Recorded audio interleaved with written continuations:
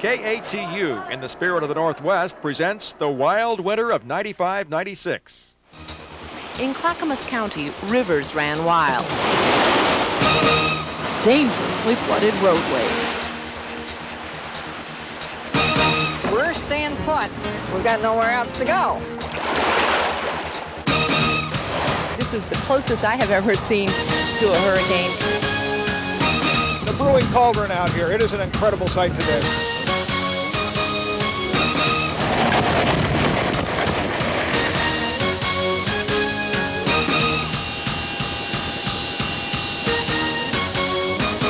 The ice was half an inch thick in spots.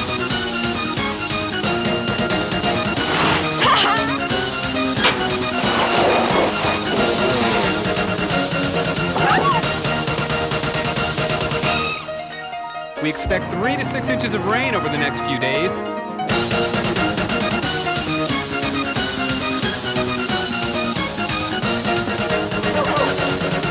This is normally just a little runoff bit. I guess it's going to get worse. Look at it, it's far. It goes clear to the river, which is a quarter mile that way. The biggest body of it, the most important part is done.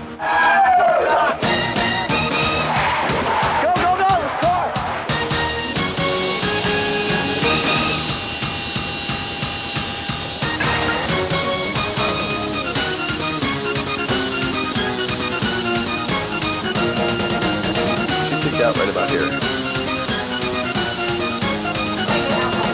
How do you thank them? How do you thank these people?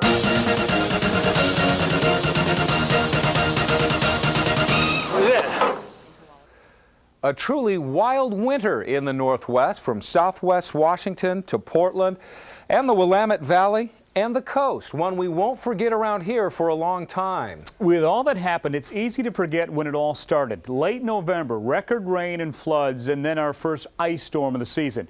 Here's a look at the beginning, November 28th, 1995.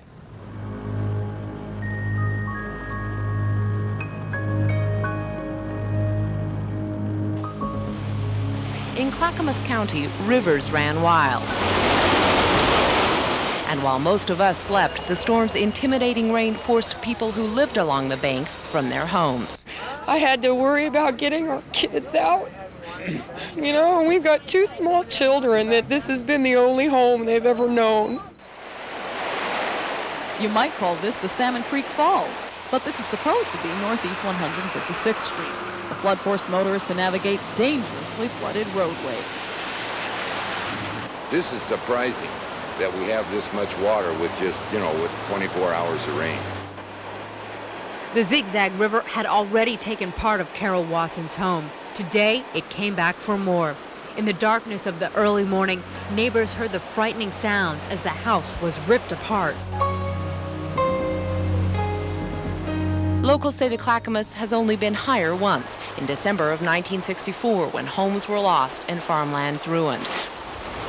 Tony and Terry Herbeck are one of 8 families evacuated from the Eagle Creek area. The main road to their home became a canal. The trucks are rolling in and huge rocks are rolling into the river to protect Ann Crockett's home and 2 others. Joy Smith is heading up this project. She's been working in this area for more than 40 years, and she knows when to fight Mother Nature and when to watch out. I'm in awe of it. Every time water doubles its size, it increases its physical force 32 times. The heavy rainfall sent mud, rocks, and logs cascading down the hillsides, cutting off dozens of cars. The problem area is on Highway 6 near Tillamook. We start our team coverage from there with Mark Hass. Mother Nature bore hundreds of new waterfalls in the Coast Range last night, but they washed logs, mud, and rock across major arterials, including 3 places on the Wilson River Highway. 24 motorists were trapped between slides and were forced to spend the night in their cars. The slide looked like it was about 50 One slide broke across the highway right in front of Dan Scott and his family. We come through and this slide missed from hitting us by about 2 minutes. Just went through and somebody turned around and come back and tried to get out and said there was a slide there, blocked the whole road.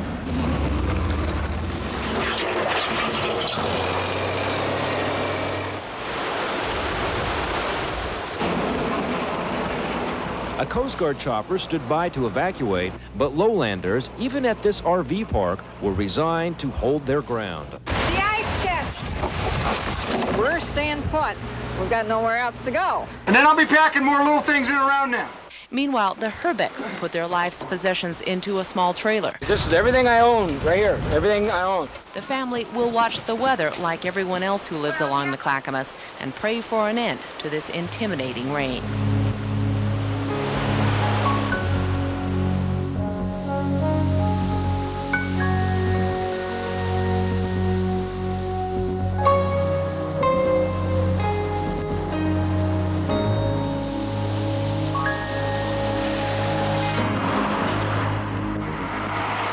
They told us to evacuate because the water's coming up. Record rain and warm temperatures, melting mountain snows have swollen the Cowlitz River over its banks. Some residents of nearby Toledo are also being asked to leave. U.S. Geological Survey crews say the flood on the Cowlitz River should peak around 10 o'clock tonight. If there's too much, what are you going to do about it? There's not much you can do about it. You just kind of watch it and admire it and, you know, just be thankful that I don't have a house up here somewhere. For those that do have homes, putting furniture on blocks and taking what they feel they can't live without is all there's time for. High water isn't the only danger facing houseboats on the Willamette. That could be a tree hanging upside down. Manager Kevin Cloudy watches debris come straight toward his moorage. Listen as a huge tree slams into one houseboat. Fucking right under. It's gonna bounce off.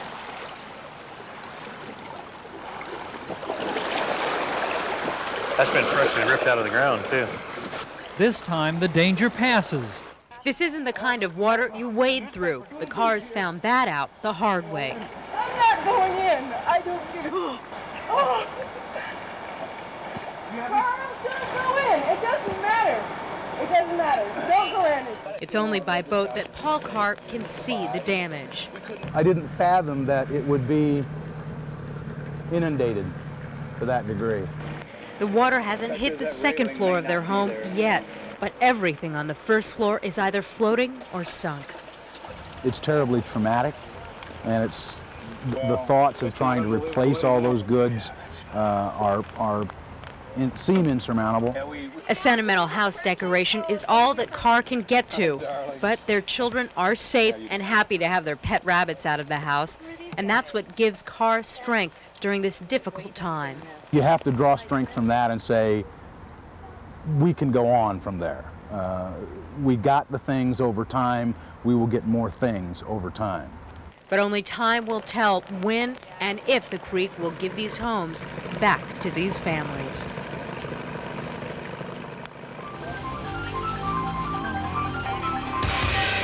Cold, icy weather takes its toll on our area. Ice topples a tree into a home in Troutdale this morning. Quite a mess outside. Piece of ceiling dropped on me, and I was just buried in all this insulation. But the storm also caused havoc for travelers along 257th in Troutdale.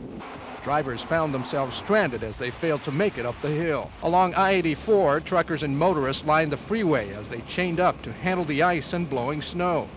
Snowplows soon worked their way along the freeway, clearing the snowdrifts that have accumulated here. You can see what I'm talking about over here. Take a look at this power pole and the kind of thick ice we're talking about here. It must be 1.5, 2 inches thick, still solid despite the weather reports of melting. Perhaps the biggest inconvenience, the shutdown of the Sunset Highway, where the sun definitely didn't shine and the ice was half an inch thick in spots. And more than a dozen stranded drivers spent the night at a Sylvan convenience store. Joseph Jones said he and the others tried to pass the time with humor. Trading stories of, so, where's your car stuck? And Joseph Jones got his Volvo back after 10.5 hours at a convenience store. Life is good. Floods and ice, that was just the start. We barely caught our breath before a windstorm like many folks in the Northwest have never seen before swept through Oregon and Washington. You have to go back to Columbus Day 1962 to compare. But from now on, we'll all remember December 12, 1995. This may be the meat of the storm. We are seeing winds gusting up to 90 miles an hour. We have torrential rain coming down, power lines going down all over the town of Newport, and it does appear that it's happening right now in terms of the real seriousness of this storm. Sustained winds of 74 miles an hour or better, and those are hurricane-strength winds. You'll see this big structure at the BP going around. It looks like an amusement park ride. The wind's just playing with it needlessly until finally it actually ended up on the floor, just exactly where everybody expected it would be. It was a very, very intense day. I would say this is the closest I have ever seen to a hurricane. Here's a picture of Izzy's restaurant. The very top of that is what blew off.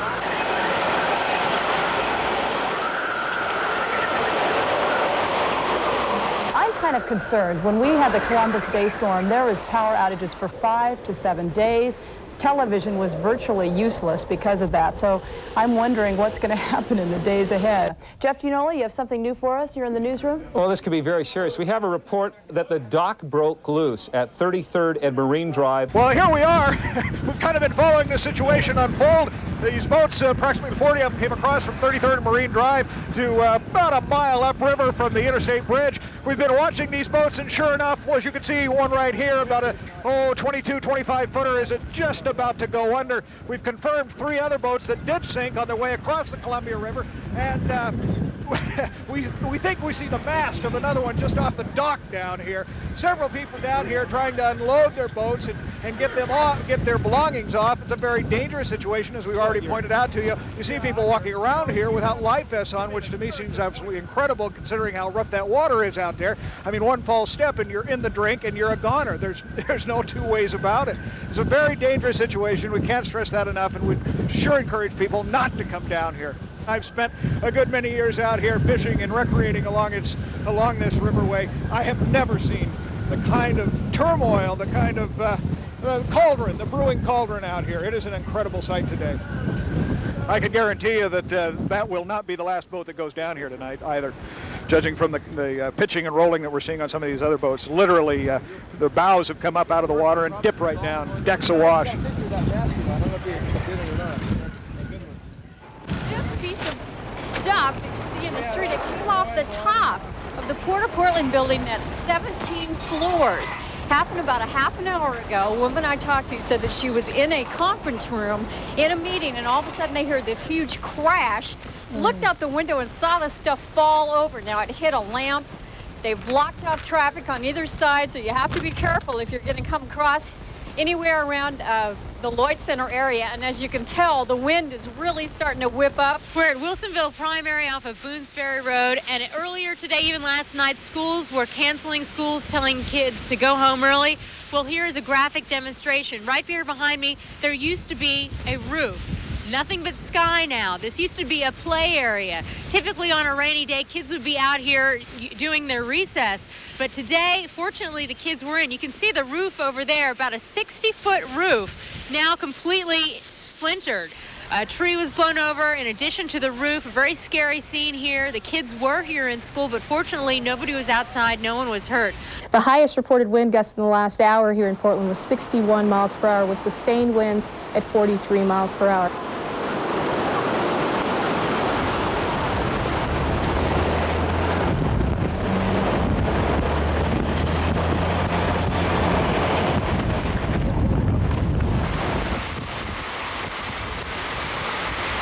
All of a sudden I heard a boom and the window broke downstairs. The door was open and the window, there was no wall, no window. My bed sticking outside. It was scary. I've never seen anything like that before, and my first reaction was I knew there was people inside the apartment, and they can't see it, and I did. Right now I'm glad that everybody's outside where it's safe. But everybody's pulled together so much, and everything's going to be okay. I have activated the emergency alert system, and I'm advising all storm-affected residents to seek permanent shelter. We are this evening declaring a state of emergency in western Oregon.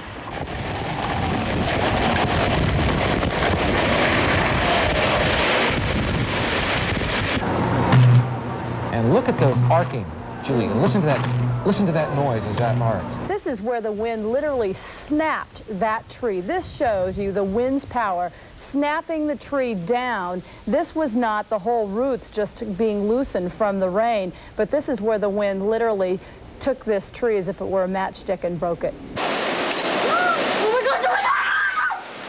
Oh my gosh! We captured that on film. Oh my gosh! Oh my gosh! Oh, now we've got a view of Mount St. Helens. Oh my God. Boy, they're going down like 10 pins around Okay, here. here's the latest video coming into the Channel 2 newsroom. This was a home video now of a home fire in Lake Grove in Lake Oswego there on Twin Fir Drive. We're not exactly sure what happened, but it's definitely weather related. This is a house fire. When a tree fell into a home, somehow that started a fire. That's the first fire, Julie. Earlier you mentioned we haven't had a lot of reports of any fires or anything, but that's the first fire we're reporting. And I'm surprised that there hasn't been more of this. You mentioned that earlier with all the trees and power lines that are going down. I'm really surprised we haven't seen more fires. One of the strangest incidents we had was a tree into a home, and a woman could have got injured, but she was apparently in her bathroom, and she looked up, Julie, and she saw in the skylight this tree starting to fall. She got out of the bathroom, and the tree came in, and look where that limb ended up, right in the bathroom of this massive tree falling on this house. And look at the limb that came right in there. But she managed to escape because she saw it falling through the skylight. You were sitting right here, doing your job in the bathroom. I saw it coming, and I mean to tell you, it was so scary. It didn't make a sound until it hit the house. And you were sitting there when that came through there, huh? Mm-hmm. No, actually, I wasn't. By the time that came through, I was headed out the door. Oh, I gotta get this done, get all this. Wow. There you go. There's the skylight. One of the advantages, I guess, of having a skylight in your bathroom, you can see what's falling. And like Chicken Little, you can see that the sky is literally falling on you. And it didn't even hurt the sky. Dan Christopher is in Beaverton right now. Dan, give us a rundown of some of the damage there. Well, Julie, it's been a long, long time since I've seen the kind of damage that we surveyed this afternoon, even in a single neighborhood. Hundreds and hundreds and hundreds of thousands of dollars worth of damage. One area in particular is called Hardwood Highlands. It's a housing development, most of the houses built in the mid-1970s. A tall stand of fir trees is surrounding all of the homes, except tonight, the big difference is that there are so many of those 60, 70, 80, 90-foot fir trees that have collapsed, crashed through roofs. They have wiped out buildings, one thing and another. The patios in the back of one house we saw was just completely upended. There were cars that became victims of some of the fallen trees. In one particular case, we talked to a 7-year-old boy. His name was Dylan. He was upstairs, the second floor of a home that was the victim of a tree. As he was playing, one of these towering trees came thundering through the roof. As he was there, he thought for sure that he was going to die. He was a very, very frightened little boy, and we are happy to say that he got out safely, although it's not a good situation as far as his home is concerned or so many of the other homes around here. Well, dozens of power outages reported tonight. Paula Gunnis is standing by at a power outage in Eastmoreland tonight. Paula, what's your exact location? Jeff, I'm at Southeast 32nd and Woodstock. In fact, it's raining so hard I can't really even see the camera, but we did want to show you this. This has really made a mess of this neighborhood. This is a down transformer, and I don't know, Corky, can you show the end of the power line there? Look at how it's jagged. And then if we can, we want to show you where this came from. This came from right up there. That's where it broke off across the street, and luckily it didn't fall into the street. Now, power crews have been over here working, but as you can see, all the houses in this area are dark. People are home tonight. You can see the little candles flickering the area. This is the Laurelhurst area. We're inside the home of Dale and Kay Haney. These pictures taken just moments ago, and they're doing what thousands of folks across Western Oregon are doing tonight. They're living with flashlights and candles. We're going to show you how this family is spending the evening here without power. Come on this way into the family kitchen. And this is the Wells family. They're enjoying a game of Scrabble, quality family time together. Yeah. When else would we all be in the same room doing the same thing? When otherwise we'd be scattered around in several different rooms doing a bunch of different things. A new day dawns, revealing what was left behind by yesterday's winds of destruction. They stood tall for decades, but now thousands of huge trees have been ripped out of the ground by their roots. Residents must manage without the necessities of life. No power, no water, no roof over their head. No, we have no water, no power. I have no phone, no nothing. Tonight, the Northwest is heading down the road to recovery from the big storm. Force of 100-mile-an-hour winds took this roof off the Vista Villa apartments in Vancouver. Residents say watching the roof blow reminded them of a Judy Garland movie. Wizard of Oz was just like that, just raised up and just went like that, and I just screamed. It seemed like the rooftop would have stayed airborne if it hadn't been for this tree. That's the gutter still hanging off of a branch. Oh yeah, it looked like it was snowing. It was snowing yellow and white insulation everywhere. Well, come on down to the bedroom and I'll show you what I found when I came home yesterday. This tree, at least a yard in diameter, planted itself in this bedroom. Luckily, no one was home at the time. The Thompsons just finished remodeling the outside of their Brush Prairie home. This is a change they definitely didn't count on. Oh, and our other room, if I can get our door open. What's left? Looks like they'll have to leave their home, but Debbie Thompson says no matter what happens with the house, she'll never leave her neighbors. They're the ones who put the tarps up that help keep some of the rain out. And I have never been in such a great neighborhood. We owe these people a lot. A whole lot. As Barbara mentioned, massive power outages to be blamed up and down the coast specifically, but we can tell you there is light at the end of the tunnel. All Pacific Power customers in the Portland area should have power tonight, and the news is encouraging for PGE customers as well. At the peak of the storm last night, more than 300,000 PGE homes were without power. It will be another 3 to 4 days, though, before all power is restored. The fact that the damage happened all at once has utility companies scrambling to make repairs, and the outage has left some businesses in the lurch. The Zupan's Market at Northwest 23rd and Burnside has to throw away tons of food because the power didn't come back on in time. So the fresh juice has gone stale. So is the meat. The dairy products, juices, and frozen foods. They're all getting dumped. Power companies are asking people to hang tough and hang tight because some of these repairs are tricky and dangerous. The weather has been a little tough, but we hang in there. I got to go answer the radio. Okay. And you can see where the tree snapped off and came through the roof and took out that wall. Yeah. Kathleen Marriott takes her insurance agent on a tour of what's left of her home now that an 80-year-old fir tree has rearranged the place. I was worried about my deductible. I was worried about affording the hotel. I was worried about what they cover in terms of the damage. Is there a limit on it? That's what I'm here to do, is calm them down, reassure them that they have coverage and what we're going to do for them under the policy and guide them. Obviously, this big fir tree has created a lot of damage here at the Marriott's house, but it's also affected their neighbors. Some of the branches came down, took down the trusses over here and the gutters, but it will be the neighbors' insurance that will pick up the repair tab for this home, not the Marriott's. And remember all those flattened cars? Well, the car owners better hope they have comprehensive insurance because the property owner is not responsible for the damage. But back at the Marriott's, everything's settled. The owners will spend the next several days in a motel while their home is repaired. There you go. Great. $750. And State Farm will be picking up the tab for everything except a $250 deductible.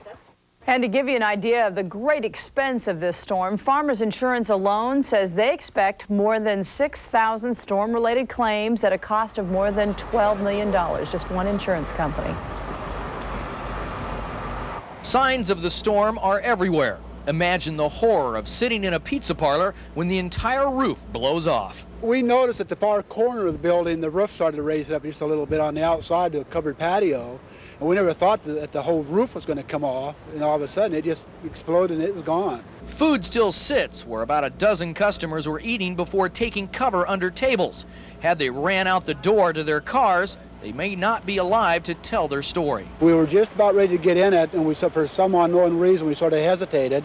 And when we did, we heard this big boom, and the roof was gone, and we came out here and all these cars were crushed. An ambulance was completely crushed when paramedics stopped to clear debris from Highway 20 east of Newport. A fellow paramedic says they got out just in time.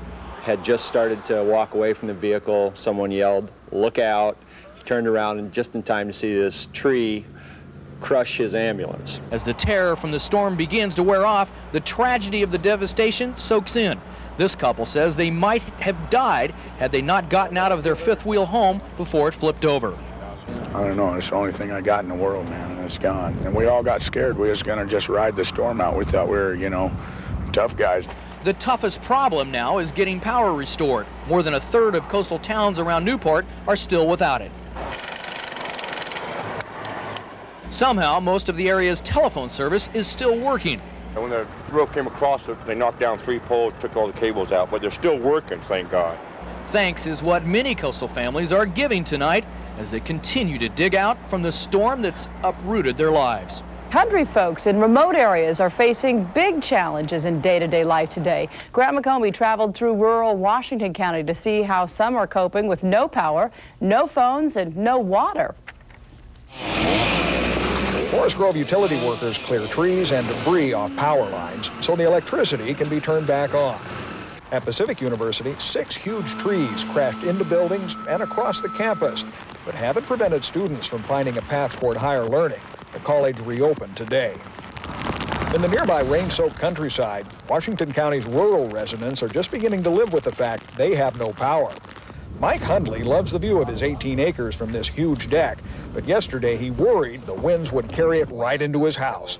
Now without power, he can't pump water from his well, so jugs of water will have to do, and he says that could last 3 more days. This is definitely the price you pay for living in the country. But when you live in the country, you just don't have, you're on your own when something like this happens. You just have to use good common sense. In some cases, it's a matter of too much water. Here near Gaston, Oregon, where they've been without power since the storm hit, waterlogged trees have just laid down on the power lines. PGE crews continue working around the clock to bring the lights back on, but local flooding hasn't helped them. Swollen creeks lap at many doorsteps, and it'll be quite a while before anyone takes a swing at the local ball field. All of this has left many feeling like they've been hit with a 1-2 punch.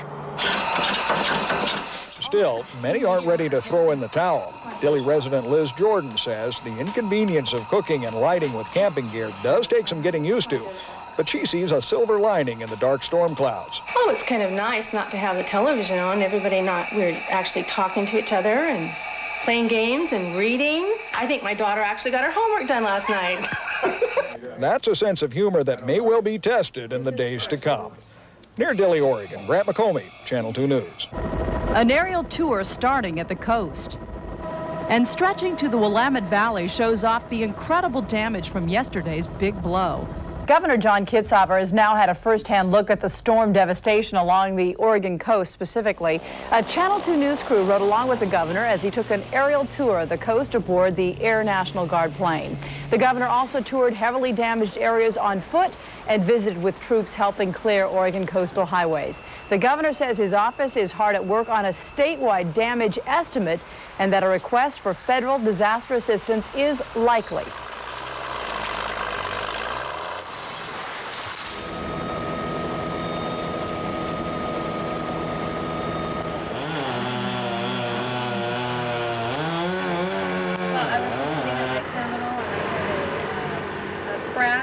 Rumble, and I could tell that the tree was going to go.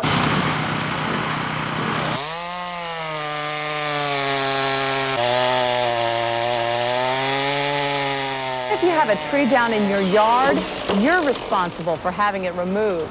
If the tree is an elm tree, do not keep the logs for firewood. You're supposed to call the city to come and collect the wood. This is state law because officials are worried the beetle that causes Dutch elm disease might be in the bark. Drive down almost any street and you'll see a tree uprooted in someone's yard and meet a homeowner faced with doing something about it. Yeah, because somebody said since it's not on the other side of the sidewalk, I have to pay for it. And it'll cost Cedrice Phillips.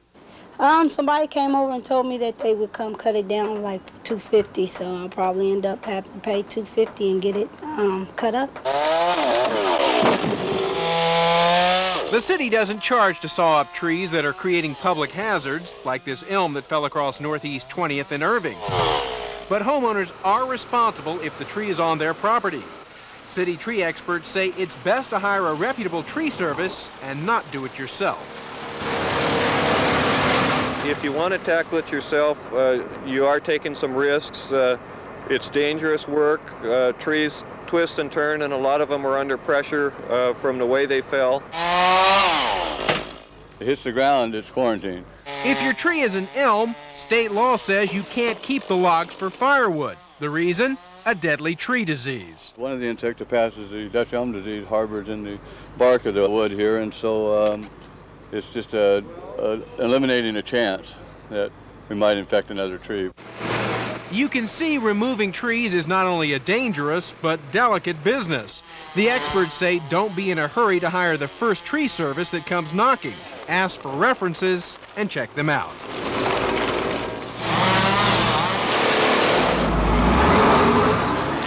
Back here where we were earlier, you can see that that's all that's left of the tree and of the car that was smashed by the tree. The city says be patient. There are lots of trees out there. They're still assessing the situation.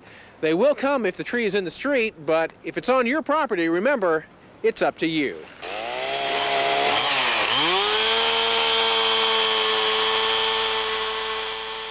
And as you can see back here, we have about 21 trees that have fallen on our property. We just have to start cleaning up now. I think it'll take us probably a year to clean up. Earlier today, we took to the air to see just how bad it really is. The view from above reveals mass destruction throughout our region. This is Bull Mountain, where trees litter the ground like matchsticks.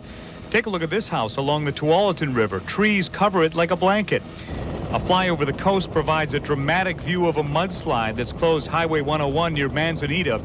Just as dramatic, the destruction in Newport, where the gas station canopy remains on its side. The Izzy's restaurant has no roof.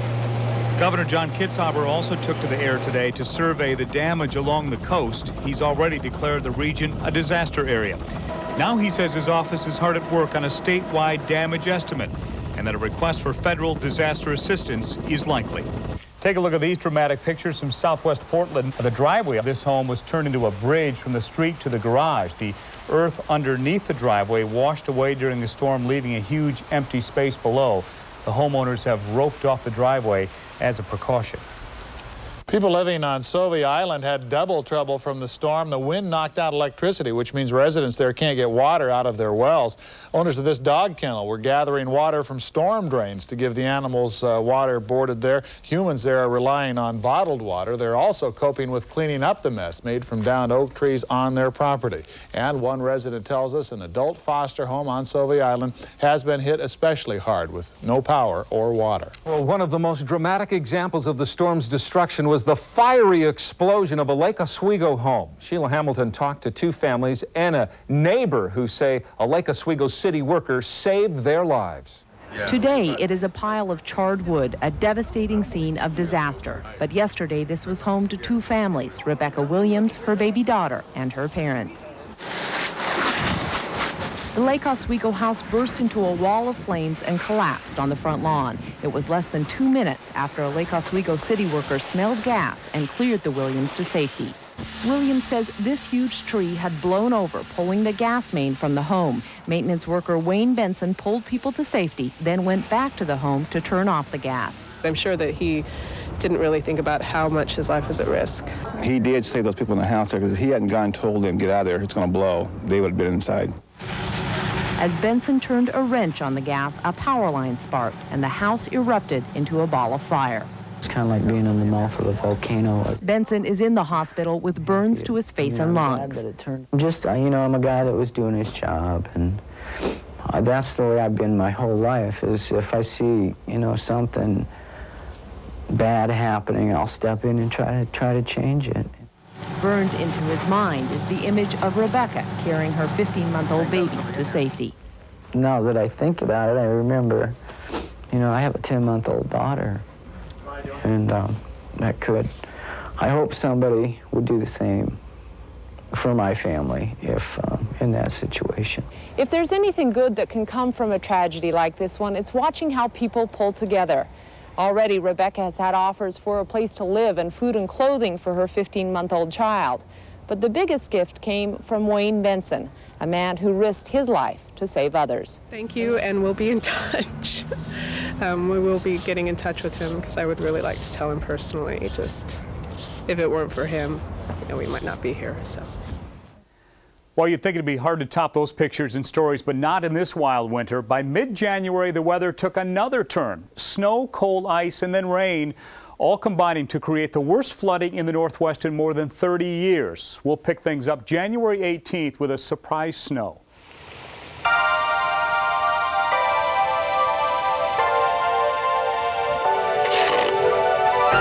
Hit Clark County around lunchtime, and in about 30 minutes, an inch had already stuck to the ground. A familiar sound on West Burnside as falling snow piled up and packed down, leaving nothing but thick ice on the steep road. The weather was also tough on pedestrians. It isn't too comfortable walking around in the cold slush, especially if you were like many who didn't know what was coming and really weren't prepared. Everybody's just stopped all the way through to downtown. I've been on the road here since 11 o'clock. And Warden wasn't the only one. Despite the bumper sticker, these folks weren't going anywhere. I was hoping you'd come help me. The traffic stopped and I have rear-wheel drive. No chains. Stupid woman driver. On a normal workday, Pioneer Courthouse Square and the rest of downtown Portland would have been full of people. So some say it's good that this snowstorm hit on a weekend. For some, fun in the snow meant a good cardiovascular workout. White flakes began falling before sunrise, and by the time most people began to stir, roads were blanketed with several inches of snow. It created a slippery problem for some drivers who ignored the state police's warning to stay home unless absolutely necessary. It was slow going on the Banfield as well, and again, more semi-trucks blocked the path. This is the problem. Heavy, snow-laden trees and branches falling and then snapping power lines. It happened all over Portland today. BGE says at one point, 50,000 homes were without power. In northeast Portland, this tree toppled when the ground gave way under the weight of the wet, heavy snow on the limbs. Commented to my daughter, it sounded like some branches on somebody's roof. I hoped it wasn't mine. But it turned out to be worse than that. Edmund not only lost a tree, but his company van.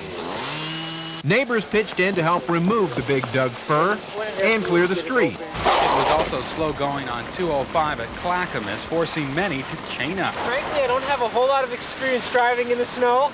In Milwaukee, one driver got all the experience he could handle and more. I wasn't going that fast, maybe 40 miles an hour, but it's all it takes, I guess. And for this guy, getting around on a set of motorized skis was the way to go. But Portlanders weren't the only ones having a rip-roaring time. Plenty of four-legged friends were out and about getting their little feet wet. These boys not only built a snowman, but thanks to a little flavored syrup, ate him. A masterpiece. A masterpiece devoured. You know what?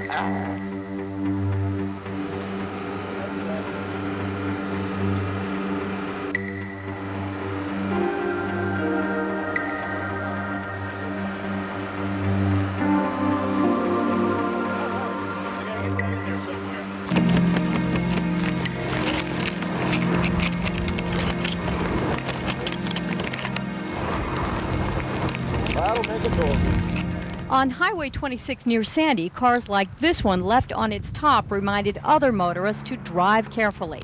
Cars were being pulled out of ditches and rescued from icy roads. I was trying to switch lanes and just lost the front end of my car. Lost the steering.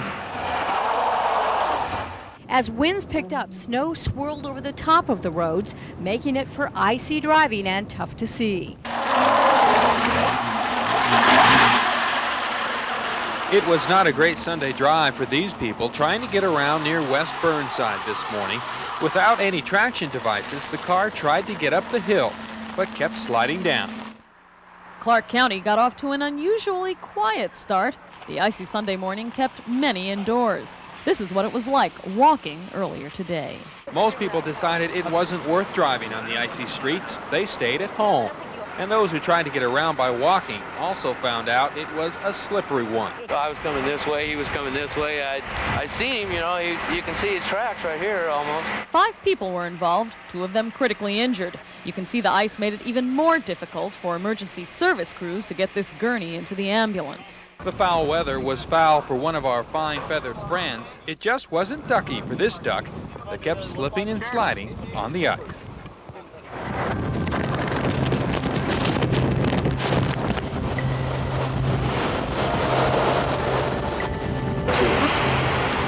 After the freeze comes the thaw.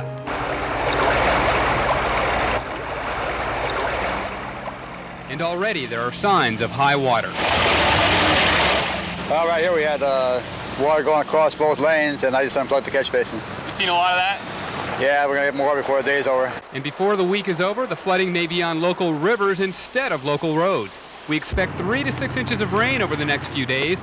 That, along with snowmelt, may be too much for some streams. The rivers that drain from the Coast Range, the North Coast basins and Central Coast basins, and then also some of the ones that are draining from the Cascades. We could be seeing something in the Clackamas and Sandy. Frozen yesterday, today the Sandy River flows. Below bank full for now. Oh, I've never seen it like this before. This is the first time I see it, even with any ice on it. It was flooded here a while back, but the last time we had that storm, it was clear up here to the top. Over on the Columbia, the ice flows are fading and the river still has plenty of room for meltwater. The Willamette is warmer, no slush to be seen.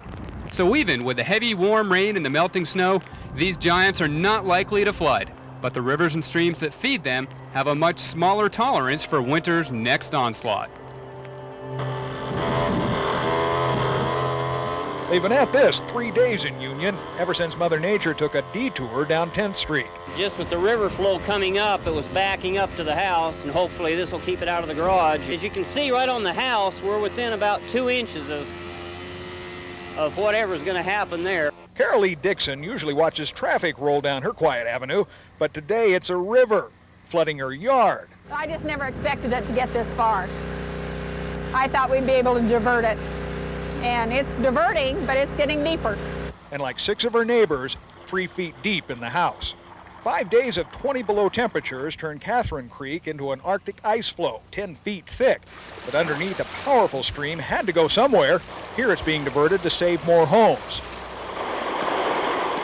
Normally, this irrigation ditch would just be knee-deep, but since the creek is completely frozen over, all the water is being diverted down this way. As a result, it's flooding the homes. But in its own way, it's also bringing the community together. Everyone pitches in with sandbags to stop the flooding, measuring their success by inches, and thankful for good neighbors. Everybody pitched in. People that don't even live in this area, from other side of town, came out to help us. And we appreciate, and we'd do the same for them. No one can ever remember anything like this, but then it only happens once every 500 years. The big thaw is making a big splash. A stream that empties into Rock Creek swamps West Union Road near 185th. Motorists simply muscle their way through the water, spilling over the road because of heavy rain and clogged drainage pipes. Even veteran road crews are impressed with the icy thaw. It's pretty neat.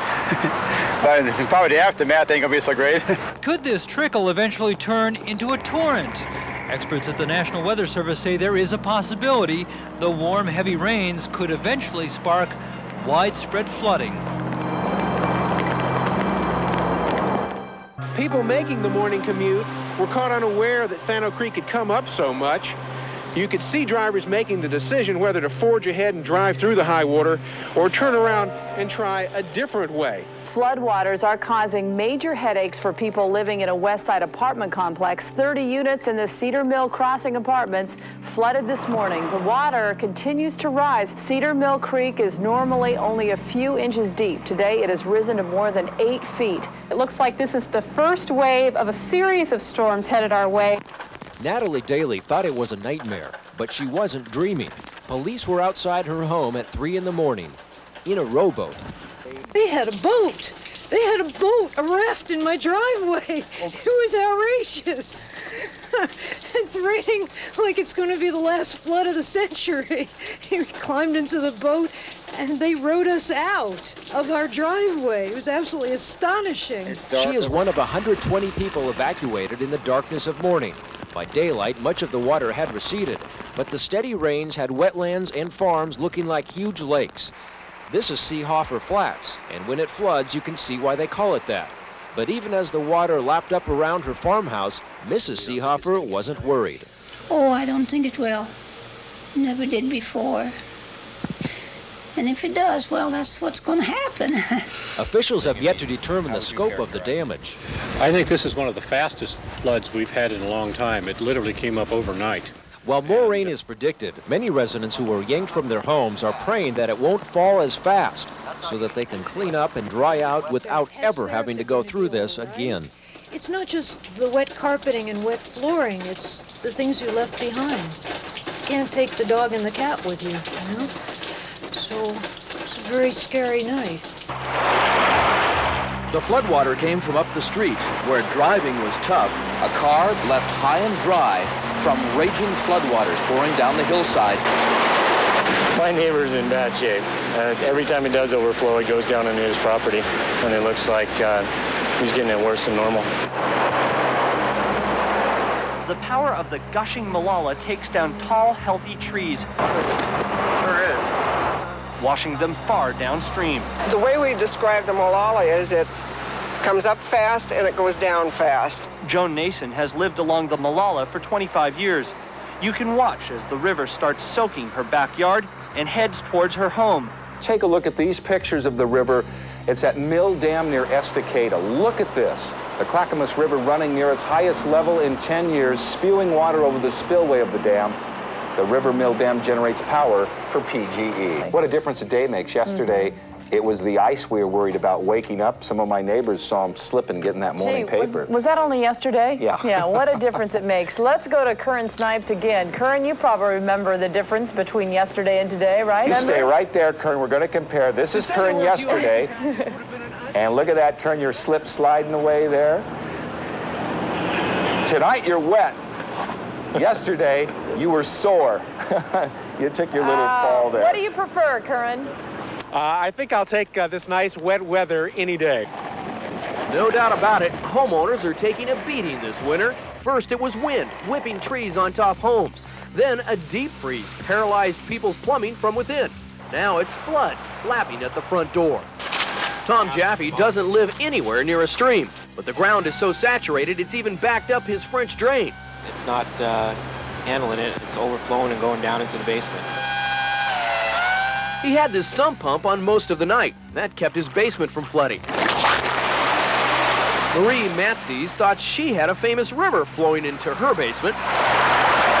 Too much water. It flooded over the top here, and it came down over the sides like Niagara Falls. There's a walk under here someplace. Matzie says she's found cleanup after the flood can be the toughest, especially since last week's big chill left her without water. Now she's left with a big mess. We expected some high water with all the rain and the snow melt, but no one could have predicted this type of flooding. High water is rushing across several roads and through dozens of communities, soaking everything in the way. And this may be only the beginning, because we could get another half a foot of rain in the next few days. Above Highway 30, the hills are alive with waterfalls. The highway has been closed for most of the day. The road is covered by water or mud. Businesses are little islands. There's too much water. It has to go somewhere. Roads look like rivers of thick mud. The St. John's Bridge is closed. You can't get to it anyway. Elsewhere, a very muddy Johnson Creek is filling its banks. How about Mount Scott Creek? Yes, that's supposed to be a creek drowning the parking lot. You can see the Clackamas River is also a threat, while the Tualatin River has turned farmland into a floodplain. Take a look at how neighborhoods are waterlogged from Dawson Creek. Look at the home in the center under construction. That's really waterfront property with the waters lapping at the door. Even the multi-million-dollar Nike campus is surrounded by dirty water.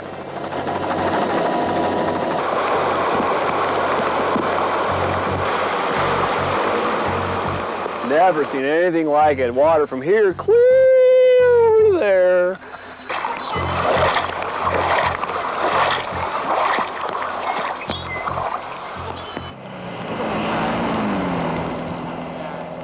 In Marion County, water over the road isn't the only problem.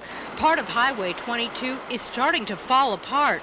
But when the sign says, "Be prepared to stop," Lisa Pattison and Jim Lind had no idea what they were in for. We came around the corner and there was this huge canyon hole. I mean, you could fit, a Mack truck in there and it'd get lost. Just off Highway 22, a 70-foot section of Little North Fork Road is missing. They were the first to notify authorities. I thought, oh my God, seconds before this, I mean, had we been hurrying up a little bit, quicker to get home, we could have been driving over this when it fell in the river even. Hey. Marion County Public Works crews were also stunned by this enormous hole in the road. I've never seen one of our roads do this. That's a big hole. So Jim and Lisa won't make it home tonight. They don't know when they'll make it back home.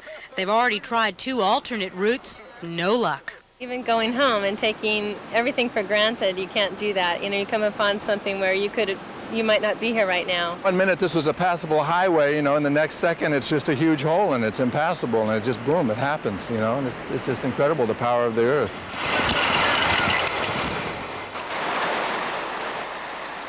As night falls, the waters keep rising. Several creeks and rivers in our area have flooded or threatened to flood. Even areas that aren't traditional flood spots are washed out. Residents are turning to sandbags in an effort to protect their property. But will it be enough?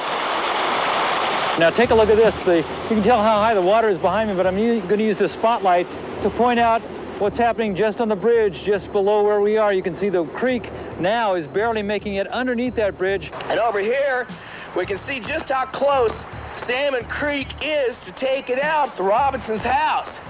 This is Salmon Creek right here. They've been all day long putting sandbags along here. And right down along the line here, you see it's been holding a little bit, but this gets, look there, it's just now starting to come up over it. That's how the waters have been rising, and these sandbags that they've had all day thinking that it's holding back, not sure at all it's gonna work, but they are gonna bring in some more through the night, and everybody's just keeping their fingers crossed that sandbagging had a little bit of help from Mother Nature, that these waters will start receding instead of continuing to rise. Let's go to Mark Hass, who's on the Sandy River. Mark, bring us up to date on what's happening there. Well, Julie, the Sandy River is now, according to Troutdale Police, at its highest level since 1964. And old-timers around here know very well what the Christmas flood in Portland was all about 26 years ago, back in 1964. It is a black and white version of today's flood damage. December 1964, Portland Harbor reached 30 feet higher in surrounding areas. How high was the water here, Bill? It was 32.5 inches, as near as I can find out, according to watermark on my lace curtain on the front door and inside on the wall. Thousands of Oregonians were evacuated. The state was declared a disaster area, but even the experts could not foresee it would happen again so soon. Actually, this flood would occur about once every 200 years. I would say that perhaps happen about as often as your next-door neighbor's wife having triplets twice in a row. Now, 32 years later, rivers are raging, dams are stressed, and people's homes and businesses are in jeopardy. The other great floods. In 1894, Portland Harbor reached 28.7 feet. People made their way through Portland's downtown in rowboats, and the fire department used a barge to make its way through town. In 1923, another big hit when Portland Harbor reached 25.3 feet. A similar flood in 1948. But most living Oregonians remember 1964 as the big one, the real disaster. Was everything ruined? Did you save something? Well, I saved but very little, tell the truth. I didn't expect anything like this. And some worry December 1964 will be copied in February of '96. In Portland, Sheila Hamilton, Channel 2 News. Sheila, what can you tell us relative to the insurance picture? Well, what we found out, Paul, is pretty disturbing. The Federal Emergency Management Agency tells us that fewer than 20% of the Oregonians who live in floodplains own flood insurance. Some of these homes here, right on the river, have the water all the way underneath them. Fortunately, the mobile home itself is a couple feet off the ground, but residents are definitely anxious about how high this water has come so quickly, and authorities are actually considering evacuating some of these folks if the water gets much higher. As you can see, a number of tugs are holding back the rafts right now. They actually have gentlemen out there on the rafts, hooking them together so they can get a better handle on what's going on here, so they can organize these rafts into better consolidation. But from right now, on the Willamette River at the Newport Bay restaurant, the logs are here. It was just a little bump, a little kiss, but they found out that it could have taken the whole restaurant had the logs not hit the Markham Bridge first. Are you a Portland resident? Yes, I am. Have you seen the river like this before? Never seen it like this. This is treacherous. I can't believe it. What happened? Mother Nature's getting us back for all the things we've done wrong or something. I don't understand.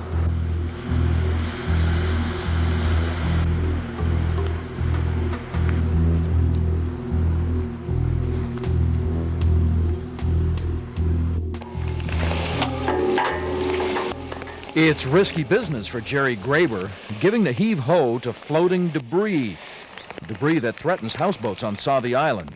If that stuff gets under the walkways, it could cause some serious damage. Yes, it could. It could tear our stringers loose. Graber says floodwaters already raised the channel so much, this piling, which usually towers over his house, is now 5 feet below the roofline. And more flooding is expected to rise above the rooflines of these cars in the parking lot. In fact, it could breach low points on the Southey Island levee. Curran Snipes is standing by with some amazing pictures of what this water has done. Curran? Hi, Julie. We are in Sandy, so we could bring you these pictures, but we were in Welch's earlier this morning, and quite a sight it was indeed. Hard to imagine, in fact, what we saw. A retired couple awoke this morning to the sound of their home sliding off a hillside. That wall that's sticking out that way used to face this way. Neighbors can't believe what happened to Curtis and Margaret Wilder's home. The retired couple was asleep upstairs in their log cabin when they felt a rumble. I said, this is a big one, it's an earthquake. And then the house tilted up. It wasn't an earthquake, but a mudslide that slammed into the cabin, knocking it off the foundation. Not only did the mudslide take out the house, but also a stretch of road behind it. You can see the asphalt up there, and then you can see where the road used to be. Residents say if this had happened a half hour later, there would have been a school bus coming along. Now the pavement simply disappears where a huge gash mars the landscape. This is where much of it wound up, Scosh People's house. He says a neighbor telephoned in the middle of the night to say, watch out. The torrent of water not only hit the front of the house, but went under the house and then came through the house, blowing out the back door. Look, you can see thousands of gallons of water just pouring through the house. Meanwhile, Curtis Wilder talked to his insurance agent, but the future wasn't really on his mind. What do you do now? We're lucky to be alive. We're thankful to be alive. Good evening, everybody, on a day we will never forget. We are not out of this yet. It's bad right now. All the creeks are over their banks. They're all flooding that we've seen, and there's still more to come. There's a lot of snow out here yet to be melted. In fact, just a few days ago, roads like this one near downtown Hood River were slick and icy, very, very dangerous. Now, the temperature is rising fast. The trouble is there's still a lot of snow like this all across Hood River County, and this stuff is melting very, very fast. The melting snow surrounds another home near downtown Hood River and floods Matthew Smith's basement. The water is extremely cold. So cold, you can even see ice floating in the mess. A mess created when water rushed through Smith's neighborhood. And the water just rushes in through the windows, knocked a couple of the glass panes out. Around the corner, more misery. Workers at the Swell City Carpet Center try to save what they can. All these rolls of vinyl and along here and all the VCT, what happens is even though you only see the water up to here, it's actually soaking up a lot higher. Water covers the warehouse floor, damaging everything it touches. I'm kind of kicking myself because we could have prepared by getting everything off the floor, but had no idea it was going to be this bad.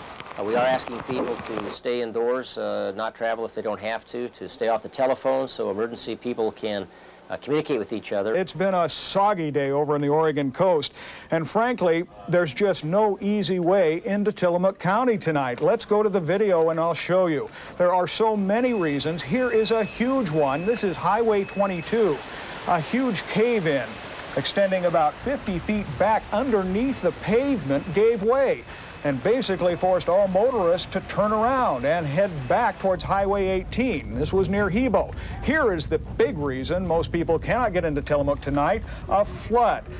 Basically surrounding the community, stranding vehicles, stranding their drivers, and surrounding the entire town, making it virtually impossible to get in or out of Tillamook tonight. They say it's the worst in 40 to 50 years, the local residents. Floodwaters from snowmelt, buckets of rain, and high tides caught everyone by surprise. Motorists left their cars in the middle of what was once Highway 101. Scores of them, in fact, some with their windows down. Now quiet testimony of how fast the floods hit. Never been this bad. As long as I've been here and as much as I've been told, that it's never been this deep. I've never seen it this high up to the road. Livestock were not spared either. The impact on local farms can only be guessed at, but it will be devastating. Late today, a state of emergency was declared by Governor Kitzhaber, as many farmers, helped by friends and neighbors, rushed to get their dairy herds to higher ground. And with a much soggier day to come, Tillamook County can only prepare for more flooding to come. In southwest Washington, this is the scene in Lasseter. A section of Timmons Road gave way late last night, slid down a hillside. One man escaped injury just before the road crumbled. Barbara Wood has been in Bingen across from Hood River, where the situation is also very serious. It all started when the thaw began on Snowden Mountain. Now, Walnut Street in Bingen looks a lot more like Walnut Rapids. I can't believe the force of the water. It's just a small creek that runs, and this road isn't usually flooded. This is the first time it's been flooded. Dry Creek really got going around 6 this morning. By 9 o'clock, the townsfolk knew they were in trouble. Well, this is normally just a little runoff ditch. Rock-filled muddy water flowed steadily as people worked quickly to get sandbags in place. Looks like the homes over here are going to be okay. They got the sandbags up in enough time, but not in time enough for the folks down the street at the Elks Lodge. They just took on 2 feet of water. Karen Jorgensen's the president of the Women's Auxiliary. She can hardly believe her eyes. Everything is ruined. It'll be months if we ever get open again.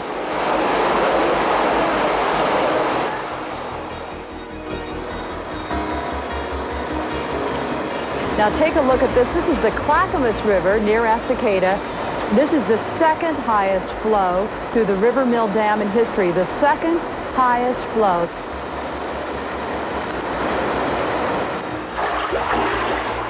We found Brian Butler wading through 2.5 feet of raw sewage and water. This muddy maze used to be his basement, but he's not leaving his home along Mill Creek.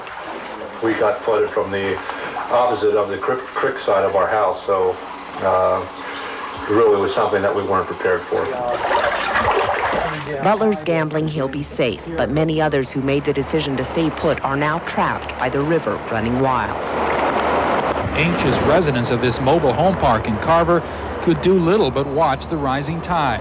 Upstream along Tranquility Road, it was anything but tranquil as Clackamas County Sheriff deputies used boats to rescue stranded homeowners. Yeah, we don't really twist our arms. It's their decision. We encourage them to come out, and we're going to facilitate that as best we can, but some people are bound and determined to stay, and so we're going to let them. This man's daughter was one of those trapped by the floodwaters. He's worried. She's been bawling, and I'm worried to get her out. And look at it, it goes clear to the river, which is a quarter mile that way. The waters of the Sandy M haven't been this high for more than 30 years. Now, I guess it's going to get worse. Fear the waters will rise even higher has rescue crews asking people along the Santiam's edge to leave voluntarily. I was going to stay home, and then looked out the window, it jumped a foot. I couldn't believe it went so fast, and I don't like being on television. Raging waters surrounded several homes in a secluded wooded area. A Coast Guard helicopter came to the rescue, but found the trees made it difficult to get 8 people out. Taking 2 at a time and landing in the middle of Highway 22, they got the job done. Well, it was pretty wild. They did a good job, though, and I just hope the animals are okay. Had to be scary, though. Yeah, it was real scary. I guess the horses can swim, though. But chickens can't, and neither can pigs. Now that 24 people evacuated from this area are safe, they're now concerned about their livestock and property. You're looking at a live picture, and look at the Willamette right now. It's sitting at a little over 20 feet right now. They expect that to go even higher, and there is a chance by tomorrow that the river could rise above the seawall and start to flood out some of the areas in downtown Portland. A dire prediction for downtown Portland tomorrow as the Willamette River continues to rise. Flood stage is 18 feet. Right now, it's nearly 21 feet. But listen to what Portland Mayor Vera Katz is saying tonight. We have new information that tomorrow by 7 p.m. we expect the water to rise to 28.8 feet over the by the wall. That probably will be over the wall by then. So it's a couple of hours sooner than we anticipated. And so all the work that is being planned tonight will start tomorrow, and we'll just get it done by the time that reaches that height. City employees have worked into the night to develop the plan to save downtown Portland from flooding. Sandbags ring the Northwest Natural Gas building. Among the businesses on that bottom floor, a bank, a restaurant, and the offices for the Portland Rose Festival Association. Sandbagging will continue in downtown through the night and into tomorrow. Sandbags are going down in hopes of cutting off the rising waters of Mill Creek. The stream is over its banks, flooding streets, and now threatening homes. Even though the water is already surrounding some houses, people remain optimistic sandbags will do the job. Yeah, hope so. Yeah. We're trying. That's about all we can do, I guess. It's tough enough getting around Salem with storm drains backing water onto streets so they have to be closed, but now there's even a bigger problem. Mill Creek here is now spilling over the bridges that it once flowed under. That's causing backups all around town and major headaches for people just trying to move around Salem. High-clearance four-wheel drive trucks are about the only motorized vehicles making it down Ferry Street. Bikes work up to chain level. On foot works about the best, but you're going to get wet. Where's the wood, Jeff? Where's the wood? This man and his son were picking up logs floating all over the streets. He says he's preparing for the next round of wicked weather. If we get hit with another cold snap, I'm going to need this wood. If we don't, I've got enough to make the winter. So this is like a gold mine for you. I love it, yeah, and I'm cleaning the street at the same time. And giving Jeffrey a ride. He's 3. He loves it. Floodwaters from Johnson Creek turned Foster Road into a lake. Many homes and cars in a 20-square block area are already flooded out. Despite the mayor's suggestion for voluntary evacuations, some longtime residents are staying put. The water's already at Ron Springer's doorstep, but he still won't go. Taking the horses out, don't want them in the floodwater. These people evacuated horses to higher ground. One boy picks up a mailbox washed away by the high water. Even the driver who gave us a ride through the flood says it's time to go. I think they should have taken it seriously about 2 or 3 hours ago. Seriously. It's a little late now.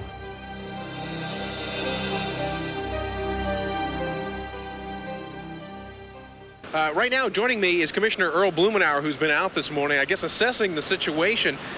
Tell me what you're doing with the city right now. Well, our crews have been working, as you know. We're having an opportunity here to have a barrier here by the seawall. Things are proceeding a little slower than we'd like because there have been some problems getting materials here on sites because of other road problems. But we really want to emphasize that this is not a place for people to come down and sightsee. There's important work that needs to be done here, and if people want to help They can catch basins in their neighborhoods. They can look out after people. They can call the volunteer line, and we want people to be prudent, be careful, stay away from the work area, and think a little bit. This is a morning that it might be wise to take an extra hour or two, listen to the news, get the information, if at all possible. Okay, thank you very much, Commissioner Earl Blumenauer. Appreciate you spending a few minutes with us. I want to show you what the gauge does look like right now. And you can see it goes up to 31 feet, and it's now about 23.5 feet. It has come up about a foot in the past hour or so. And folks that have been coming by just say this is incredible to see. They've just never seen anything like this. It was still dark this morning at the Waterfront Park seawall, but volunteers were there doing their part. Right alongside City of Portland maintenance crews were everyday folks filling sandbags and forming a human chain to throw the bags onto trucks. What makes these folks drop everything at home and pick up shovels at the seawall? Some say they answered a public plea for help. I saw the news this morning and they had pleaded for some help from carpenters to help reinforce the wall, and I don't know anything about carpentry, but I know how to handle a shovel. Dan Kahn is a law student and part-time carpenter who decided to offer up his skills free of charge. I've been wiring up the plywood to the rails and then filling up sandbags and tossing gravel around and, basically having a great time. And volunteers were rewarded with camaraderie and a good hot meal offered by several local restaurants. It is pretty amazing. A lot of people down here, and everybody's friendly and doing their job, and however they can help. That's the mission right now. The volunteer everyone pointed to today was Linda Swearingen. She and her friend were trying to get back to Redmond when they gave up and joined the party under the Morrison Bridge. We've called all morning trying to head home, and we can't, so we decided to come down to the waterfront and just volunteer and help people out. And it's neat to see how Oregonians pull together.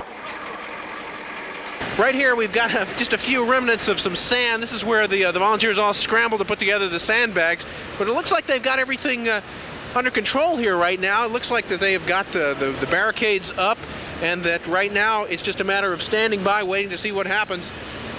But I do want to show you that gauge because we've been following that all day long, and you can see there that it's over 25 feet now. It's swirling just a little bit, but it's over 25 feet. And the water continues to rise. Bless your heart.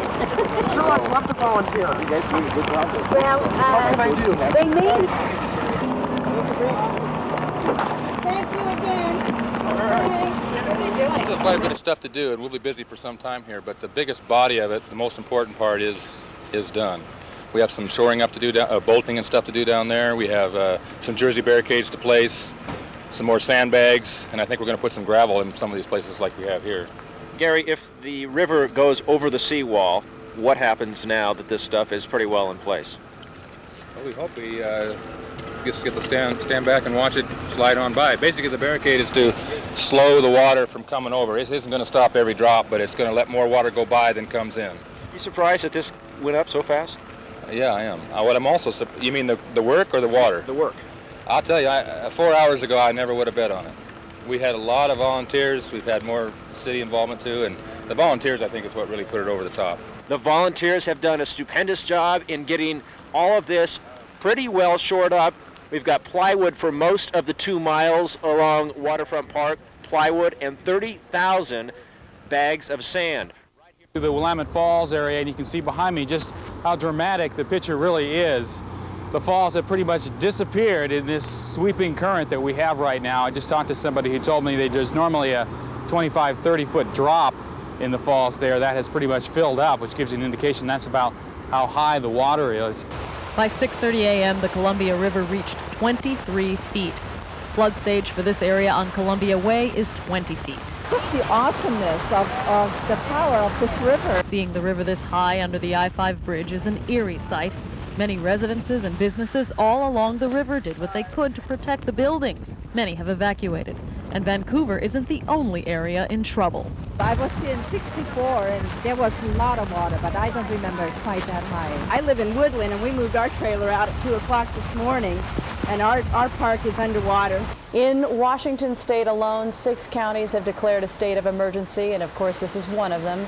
What a mess we have all throughout the region. We're going to switch to OMSI, right on the Willamette River on the east side here, where our reporter Jeremy Diesel is standing by. What's the latest, Jeremy? Well, things are looking much better here at OMSI, and it's all because of these monstrous lifelines. They've now attached pumps to the basement that's been flooding for 3 days. The crisis hour hit at 3, between 18 and 20 feet of water flooding the basement area of the museum. It's coming in from all sides. It's not just the riverside. And we've got open electrical conduits from the old building that were there. We've got cracks in the ground, cracks in the cement. Several heavy-duty pumps weren't enough to keep up with the rising water. A basement-level main electrical power box was in danger. Water coming within 1 inch. The catch, turning off the power, would have turned off the pumps. The savior of OMSI in this flood may turn out to be these generator pumps. They're pumping thousands and thousands of gallons of water a minute out of the basement of OMSI. You can see the outflow tanks. What's coming out of here are 9,800 gallons of water. That translates to 240 bathtubs worth per minute. We want to go to Salem now and show you the scene earlier today to give you some sense of the human loss, the human drama, and the emotion that comes attached with a day like this. We've lived here for, about 25 years, I guess. I can't just walk off and leave that. It's our home. Bob Hadley has lived along Mill Creek through the 1964 flood, but this time the water is coming from the front and the back. Much worse than the 64 flood. Much worse. I don't, and if this was the end of it, I would say they're comparable, but it isn't the end of it. Underneath here, there's the water that's underneath the house. About 40 students from Oregon City High School lined up to help out the Emporium department store after the store's basement began to flood. They volunteered. They called us last night and said, "You need help," and we said yes. We have the first pictures from that area, close-up pictures of what exactly happened to that building. Here's a look at the devastation. What you're looking at, just so you understand the power of what happened here, you're looking at a 2-story building that had a parking complex underneath it. So not only did that building get knocked off its foundation, but then the first floor parking area was also collapsed onto it. Incredible pictures from today. Take a look at this. Wow. Good thing you... Wow, look at it, it's coming down the hill here. Look at my birthday. Whoa!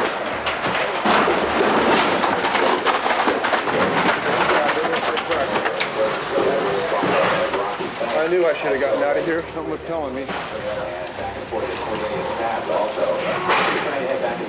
Oh, God.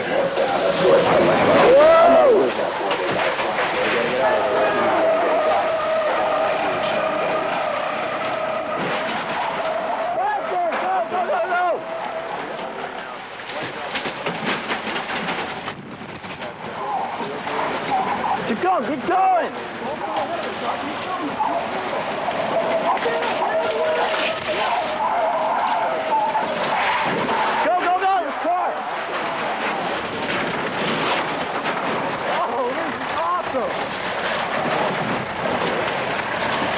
Can't stop. Oh my God! Is your heart working again? People in here can get out, and I don't know what we're going to do about that car. I have no authority. They just picked it up like it was nothing. Oh, yeah. Picked it up like nothing. Yeah. Set it on top of that other car. Interstate 84, not just one, but a number of mudslides. This is in the Troutdale area. Now look at, this is I-84. See the truck just stranded there in the middle. Can you imagine? A horrible situation. This is going to take literally days. I-84 closed to the gorge for at least 4 days at last word. Well, look at this. I would consider that an active side. Stuff still coming down. This is going to be some time in the cleanup. We are almost sealed off in all directions in this town, given high water in every direction. And we've just been talking about the major roads. There are hundreds of little highways and little streets that are completely blocked off. We can't even mention them all. We're just covering the major ones right now.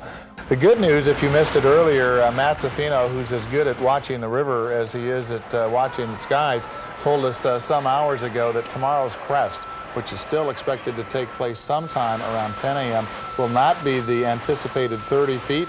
It will crest out at approximately 29 feet, which is about 0.8 of an inch by our reckoning under the levels that we struck during the floods of 1964.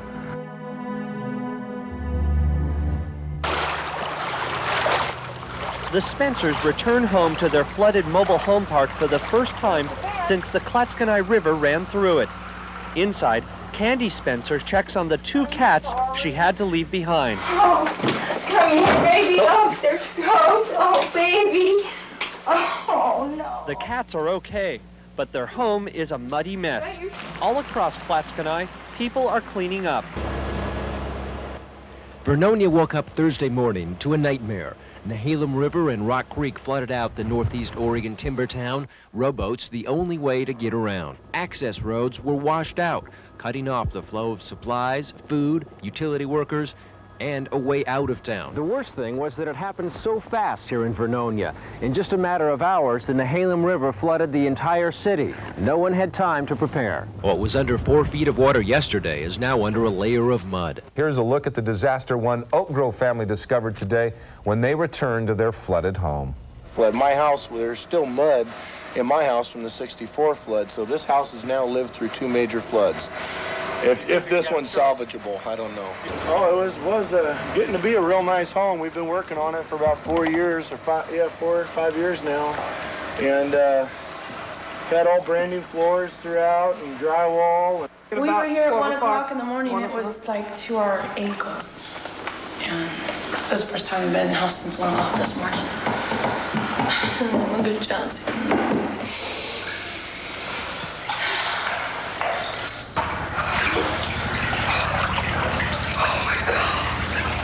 This is not what I expected.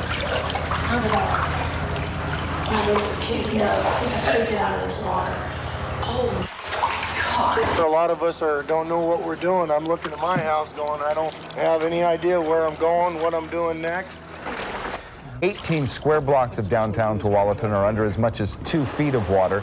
People used boats to get around the flooded streets today. Residents placed sandbags to prevent more businesses from being flooded. Now we want to take you to Lake Oswego, where rising waters threaten that city tonight. Oswego Lake is overflowing its banks into the city, already flooding some businesses and homes. City crews had to poke holes into a dam to relieve the pressure. Now, earlier tonight, Channel 2's Ken Cole visited that area. It's spilling right over the top of the spillway here, just about 6 inches from the top of the dam.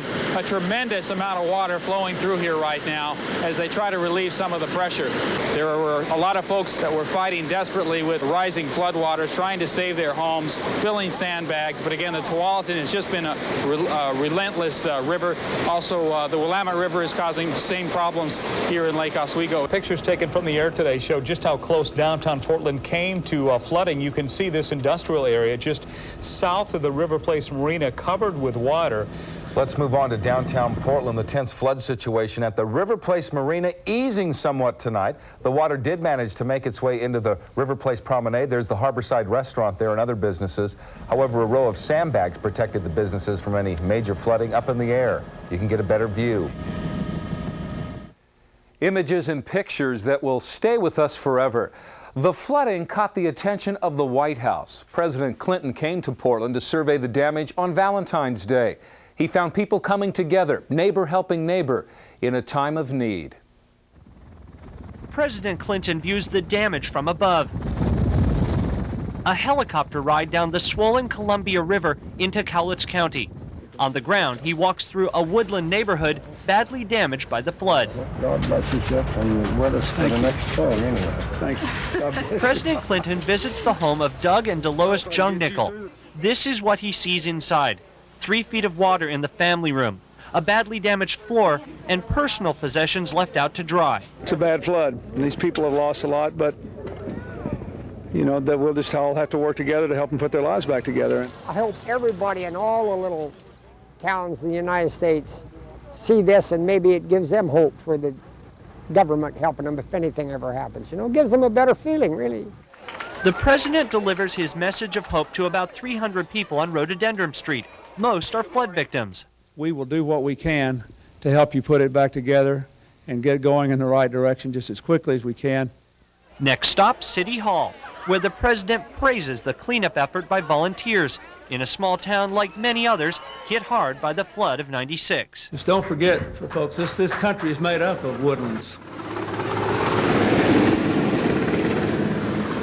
After landing on the Portland waterfront, the president walked along the 2-mile barricade built by volunteers, the same barricade that many had said could not be built. And in an interview, he said the wall will serve as a symbol of what happens when people pull together. What did you think about the seawall? The one that was built by the volunteers? I thought it was, first of all, it was an awesome accomplishment, just the idea that it was done in a day. But I think it really symbolizes what's best about this country. You know, everybody rallied to the mayor's call. You may not believe this, but this wall has really captured the imagination of people all over the country. Everybody that's heard about it. The president shook hands with about 300 people, many of them the volunteers who had helped build the wall. Our country has been watching you and pulling for you and praying for you. The going will get tough again for these people in a week or 2 weeks or 3 weeks. Many of them are almost in shock now, but they will have to come to grips with the dimensions of their losses. And so I ask you all, be on the lookout for your friends and neighbors for the next few weeks, because a lot of them will have to come to grips with enormous personal loss and anxiety and pain, and they will need you then as well. Thank you. God bless you. When this thing starts to calm down, we're all going to have to pitch together and help our fellow people who are in trouble, neighbor helping neighbor. It'll take days, perhaps weeks, to hose down and scrape off tons of mud. It was the worst experience I've ever had in my life. I've never seen anything like this. It really was. Dan Landholt calls it a miracle. They stood in here for 3 days in that water and they survived. When you look at the neighboring farms, you understand Dan's feelings. For the grisly chore of counting up dead cows in dairy-rich Tillamook County is now underway. Downtown Tualatin is still underwater. 85 businesses are closed. It looked bad enough at dawn, but Department of Transportation engineers didn't know how bad until daylight, and by then, traffic on I-5 was backed up for 9 miles. The worst hit, though, these apartments on the banks of the Tualatin River. 97 floor-level units are under 6 feet of water.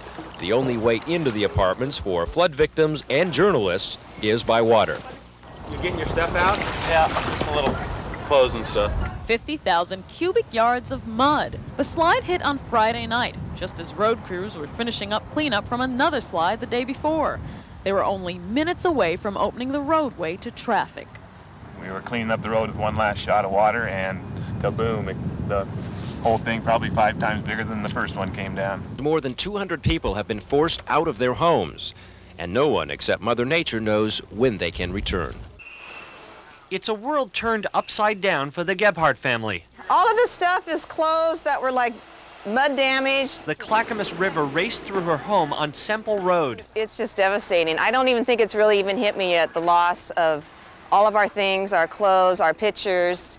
Everything is just completely ruined in mud. 12-year-old Matt lost almost everything he owns: toys, computer games. If you live by a river, you're going to expect whatever comes. It just makes us feel really good that people will come out and help, because you can't do it by yourself, and you're just so grateful for people that help like this. Those who watched him work this past week would never have guessed he's had a heart bypass. That the knees he lifted sandbags with were artificial, or that he's 83 years old. Jim Reynolds has volunteered nearly every day since last Thursday, the day he saw the flood victims on TV. Coming through. Yes, I really appreciate you working. I think I got a whole lot more out of it than you did. Wow. I don't know about that. And there's one more thing you might not know about Jim Reynolds, that he's dealing with his own loss right now, one that makes him all the more compassionate for the people around him. It's hard to talk about, but we had a head-on collision the 6th of December, and I lost my wife and her best friend. Jim Reynolds' way of giving thanks for the 60 years he spent with his wife was to give back to other people. The cleanup begins in downtown Tualatin. Gotta get our city back up and running. Volunteers pack up sandbags. Workers pick up lumber. All you can do is pick up and go on. course, Oregonians, you know, that's what they're famous for, picking up and going on, even when they're down and out. Now, the lucky ones are moving back in. It'd be expensive property if it was normally that way. Of course, it's not. She peaked out right about here. John Buchanan and his family went home today. The high waters are gone, but the anxiety and destruction are not. See the bathroom, honey, how terrible it is? Uh-oh. You see the watermark, but this house All over right here, Vernonia, the feeling is the same as hundreds of families try to dry out and clean up. A giant mountain of garbage continues to grow at the end of town, filling up with waterlogged furniture, mattresses, and television sets. Shawn Gritman is just 5, and she's seen things most adults will never see. The boatway was very scary because it was too bumpy in the water. Shawn is one of 4 Gritman children rescued by boat from their flooded Vernonia home. The river jumped the road and swallowed the house in 4 feet of raging water. We'll be with family for a while, but, you know, I can't last too much longer. I mean, it'll be okay for maybe a month, but I'm afraid this is going to last a long time. The kids are sleeping at relatives, but this temporary shelter is a comforting place for a bite to eat and some loving attention.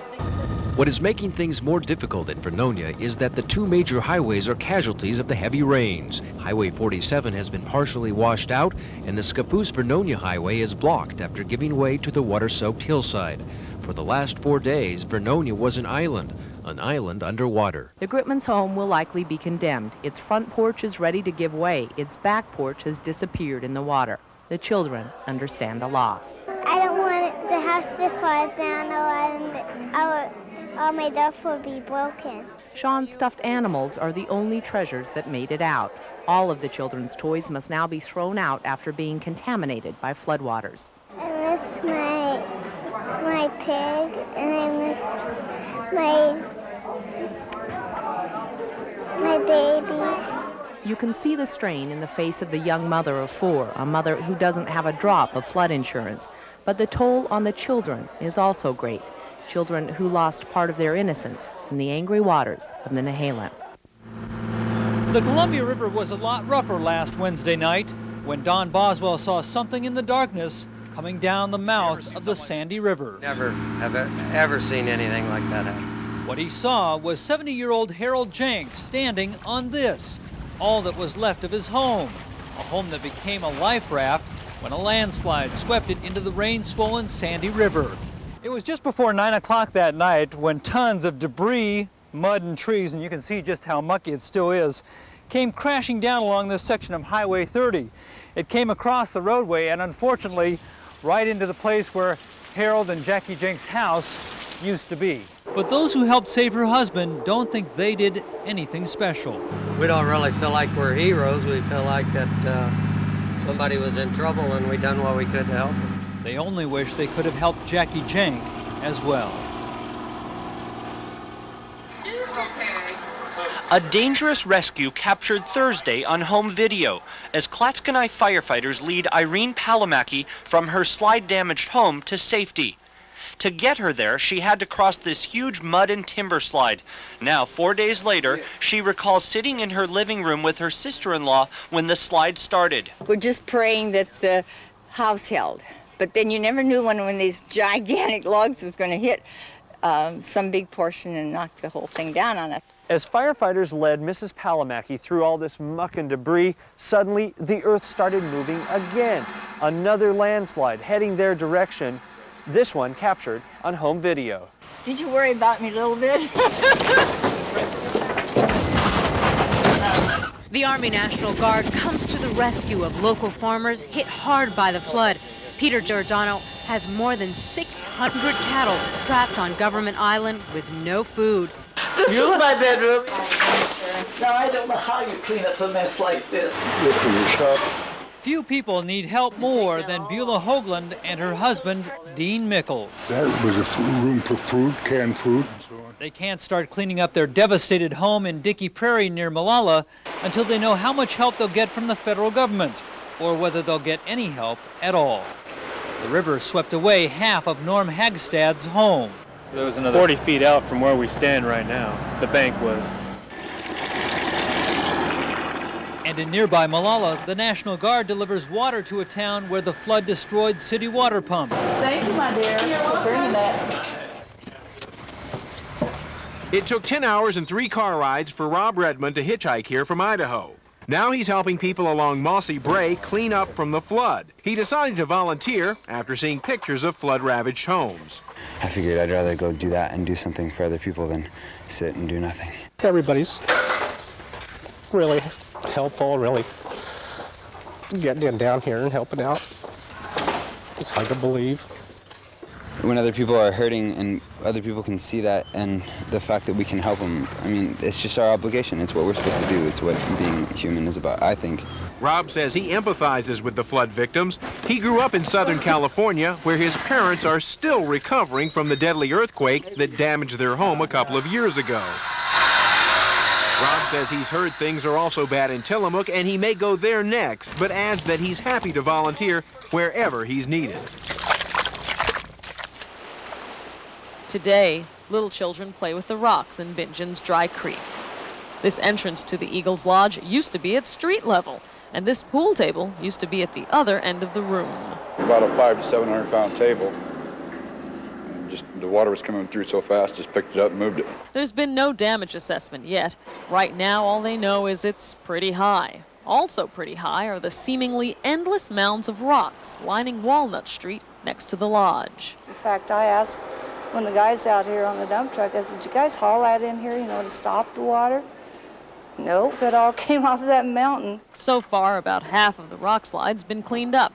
But until the rest of it goes to the Bingen Eagles, the rocks are a monument to the water's power. Cleaning up on Beach Street.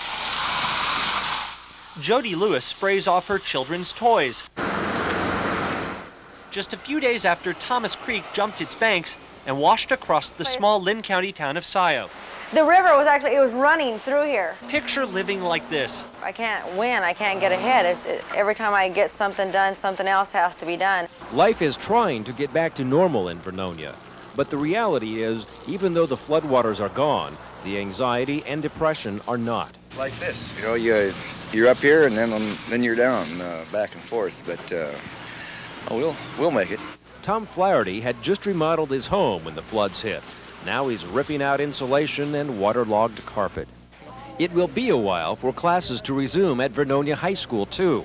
Ryan Ragsdale says missing school like this is no fun. Everybody's textbooks, everybody's everything. I mean, the desks had to be taken out, put in here and hosed down. The chairs, the library's just disgusting. But while emotional needs go unmet, physical needs like food and clothing are pouring in at a rate that is overwhelming the locals.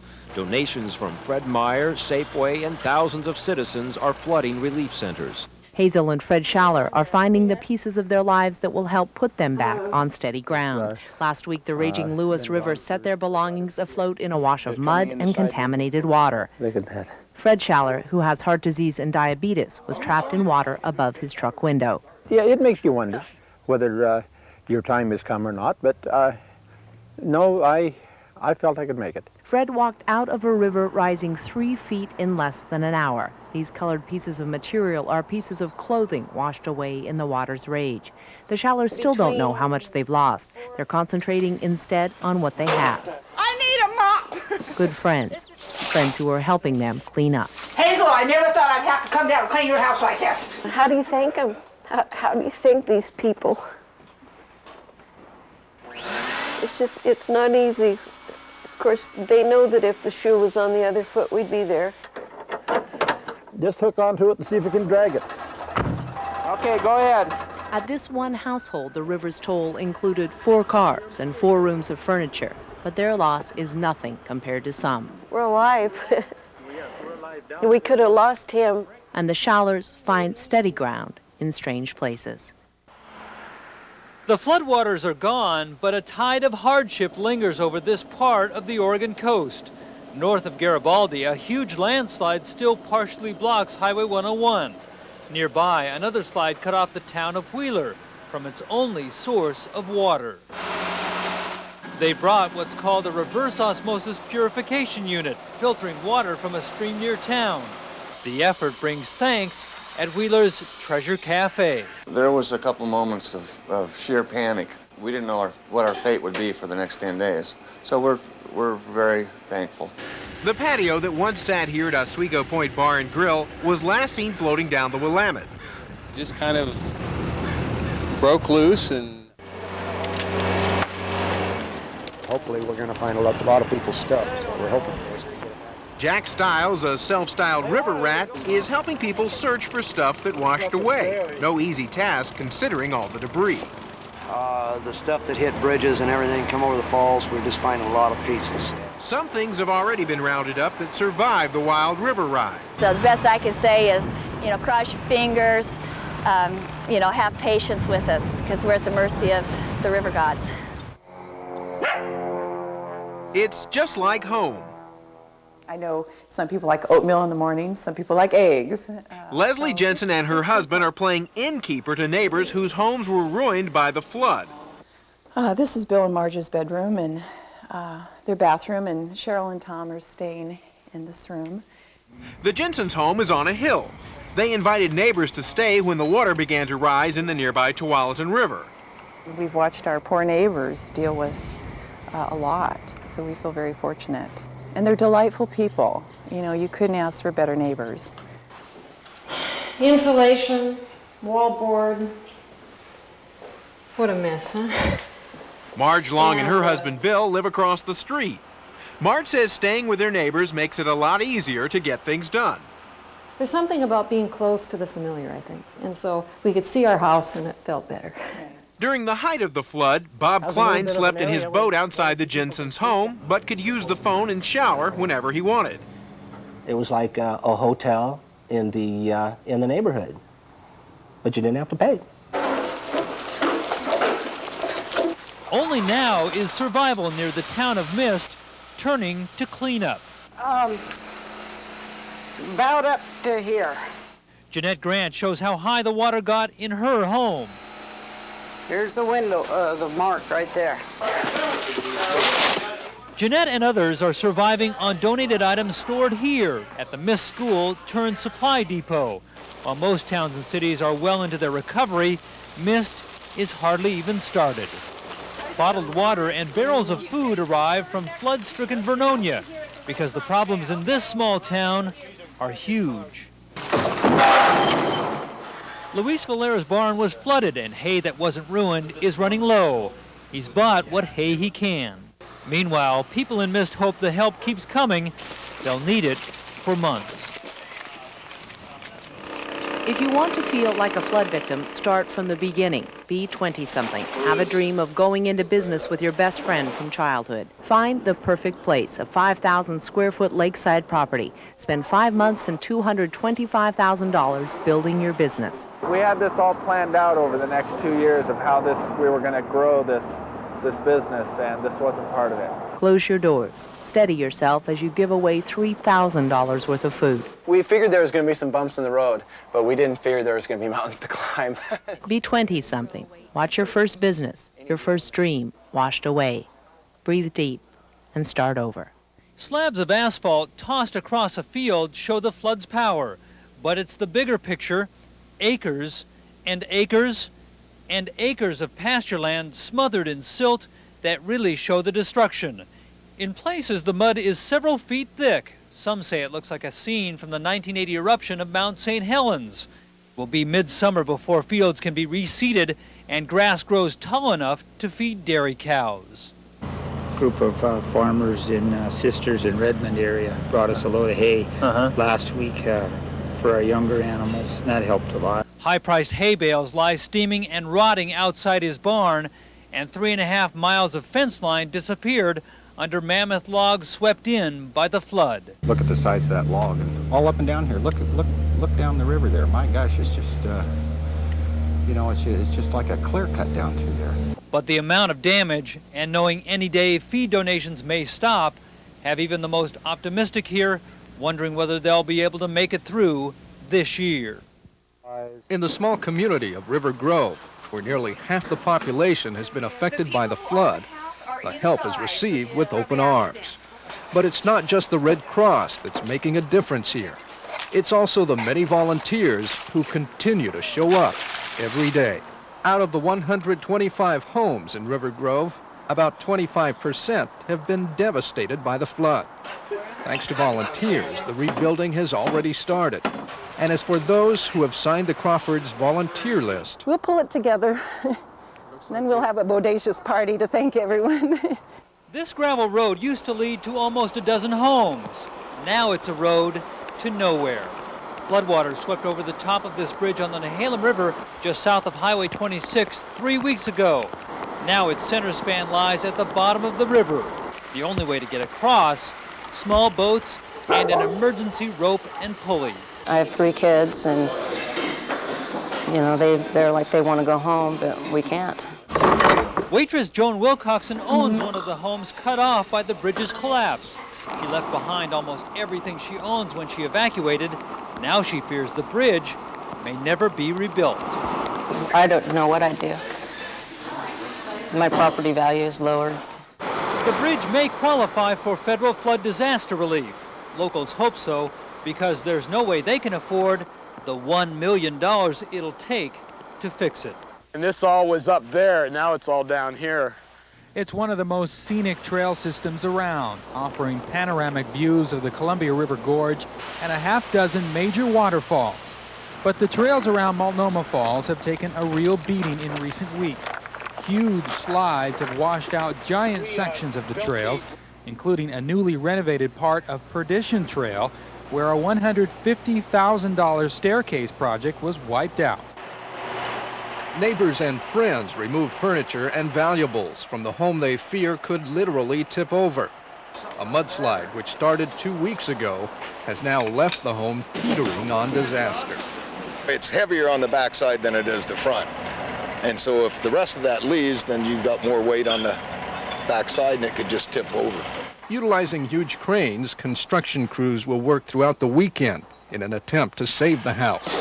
Okay, it isn't pretty. 500 pieces of concrete, 45,000 sandbags, 900 cubic yards of rock, and 916 wood panels lining Portland's beloved riverfront. But make no mistake, 1 week ago, the wall was Portland's last defense against a rising river. At the time, I think all of us were thinking, we've got to get this thing done or we're in trouble. City workers Steve Barrett and Bill Long scratched out an engineering plan and didn't wait for city approval to buy the supplies. They knew they were in a race against the river, but they wouldn't have won that race without the help of hundreds of volunteers.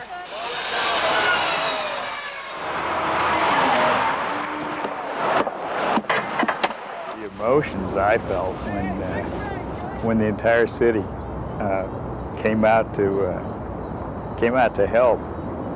See if I can make it through this. It's okay, I don't mind. No, it was spectacular. Beyond my wildest dreams. In the end, it was a mile long, 4 feet high, a symbol of what can be done when a town pulls together. You're gonna break it, Trent! It sounds like any other school, but there are signs this first day back at school is different. Inside Vernonia's Washington grade school is the high water mark from the flood that tested this building and tested the patience of students shut out of classes for nearly 3 weeks. Kids are glad to be back. I think it's good. What do you miss most about it? Probably my friends and stuff. It's good, and I talk to them about the flood. Teachers took classes themselves to spot flood-related depression in children. So far, there's been very little. We're totally surrounded. The only access to this school was by boat. Principal Randy Altman carries pictures comparing the damage to cleaned-up classrooms. And everyone just pulled together, and bit by bit, we reclaimed what the flood had taken. But brown bag lunches are still the rule. Health inspectors say the cafeteria isn't clean enough to serve hot meals, and the freezer room needs work too. You just told me this has to be done. This all has to be done in here. Next door, Vernonia High School's even worse. Classes won't start again for another week in portable classrooms that began arriving today. All part of a recovery that's hardly finished, but not nearly hard enough to break the spirit of those living here. Channel 2 viewers showed they have the spirit of the Northwest by opening their hearts and their checkbooks. They donated $500,000 to our flood relief effort, money that went directly to people who need it most. Here's a look at how that spirit of giving made a difference. I mean, how many did you lose and how they died? We lost 112, and they all drowned, basically. Some of them. When floodwaters forced the Nearings to evacuate, they took the herd to the highest ground available. But days later, they found it wasn't high enough. Yeah, we flood here. All the pastures get water every year. It's no big deal. You don't think nothing of it. But nobody would have ever guessed it'd get that deep. Come on, Liz. So to help out, we dug into our viewers' flood relief fund to buy 10 Springer heifers. These cows could have cost up to $1,400 apiece. But Nearing's neighbor also wanted to help out, so he cut $550 off the price of each cow. This is our camping area. As you can see, we got food and stuff, shelves around, books to read. The Beebes have been living in this small prayer room at the Life Center Open Bible Church ever since the flood forced them from their home. Their woodland trailer home condemned, their belongings inside rotting away. Worked for years, and now it's in 1 second it's gone from our money. It's just an awful feeling. It's pretty hard to take. The one thing the Beebes say they need the most is a bed. When it arrived today, the Beebes approved. We've also bought a new refrigerator to help out in the kitchen. That is when they can afford to buy a house that has one. 75 tons of hay rolled into the Nehalem Valley today, compliments of Channel 2 viewers.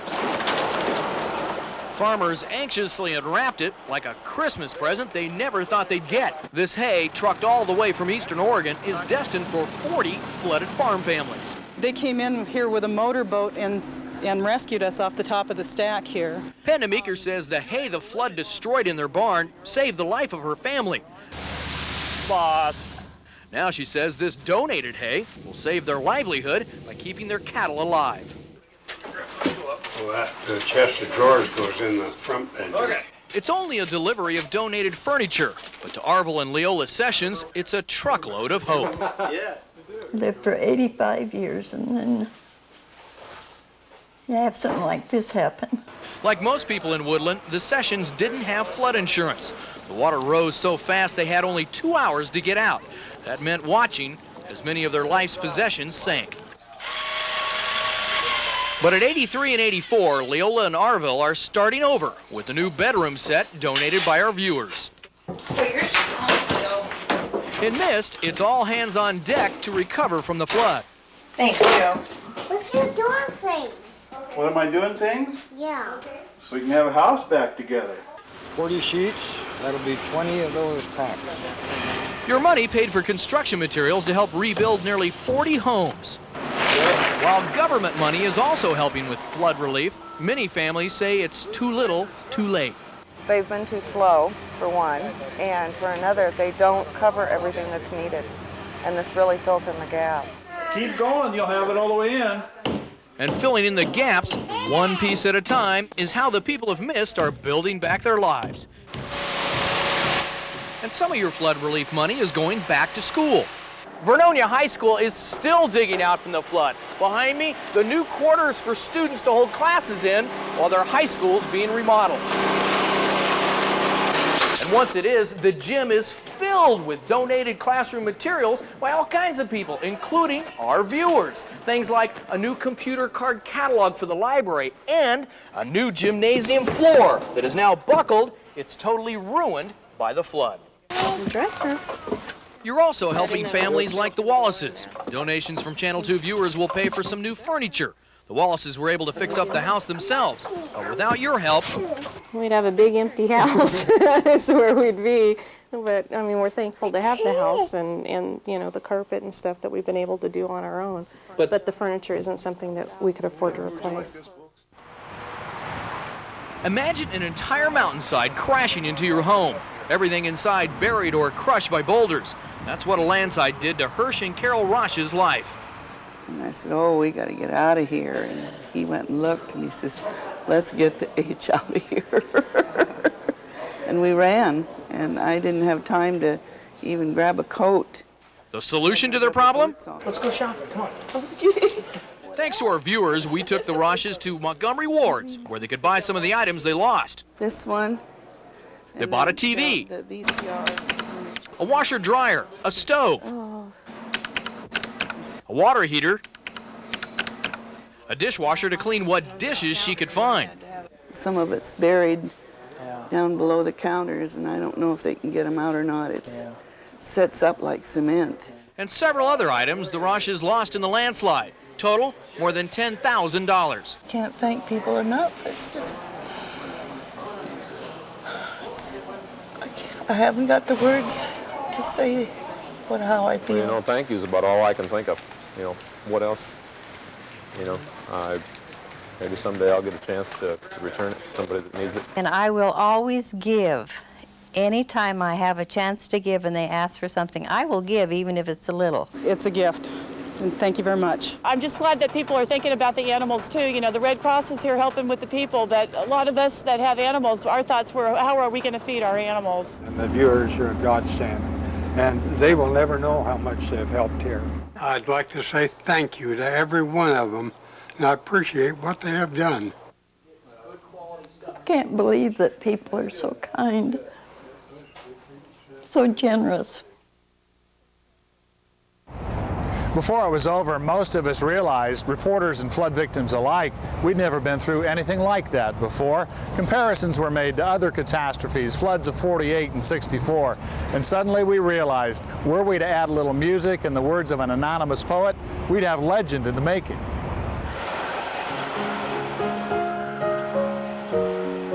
There had been wind and snow and ice, but nothing ever like this. Who could know what was coming in the flood of '96?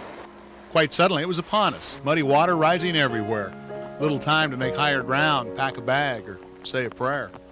From Woodland to Mill City, Chehalis to Idana, Clatskanie, Vernonia, Centralia, and Kalama. It was the same everywhere. A lost home, a family business. Who could know what was coming in the flood of '96? But just when things were at their worst, something good started to be felt. Neighbors and friends and strangers came to say, hey, we can help. They came in goodly numbers. Teenagers volunteered, oldsters too, to rescue, shelter, or sandbag, whatever they could do. Even here in Portland, where things aren't like a small town, they walled off the waterfront, helped the whole city hold its ground. And again, it happened everywhere. Volunteers came out of the hills to help in Tualatin, Oswego, Corbett, Tigard, and Cedar Mill. It's not over yet, no way. For many, the hurting never ends, but we know we can get through it with a little help from our friends. And doesn't it always happen that even in the bad there's good? That whatever comes our way, people do what they should?